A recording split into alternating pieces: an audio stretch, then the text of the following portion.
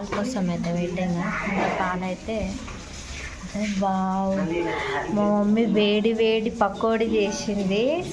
Super guys, అసలు expect కూడా చేయలే పాలు ఇస్తుంది అనుకున్నా, కానీ వేడి వేడి పకోడీ. ఇప్పుడు టేస్ట్ చేసి చేద్దాం ఎట్లా ఉందా. రైట్ హ్యాండ్కి ఉంది తినాలి కదా. సో పకోడీ వర్షంలో వేడి వేడి పకోడీ తింటే సూపర్ ఉంటుంది కదా. నాకైతే చాలా ఇష్టం కదా. ఇప్పుడైతే మంచిగా అయితే తింటున్నా. మీకు కూడా వర్షంలో ఇప్పుడైతే ఫుల్ అంటే ఫుల్ వర్షం పడ్డది. ఇంతసేపు అనుకున్న లోపల కానీ మా మమ్మీకి చెప్పలే. మమ్మీ నాకు సర్ప్రైజ్ చేసినట్టే ఇది పకోడీతోనే. మంచిగా ఉంది, చాలా బాగుంది. సూపర్ చేసింది మా మమ్మీ.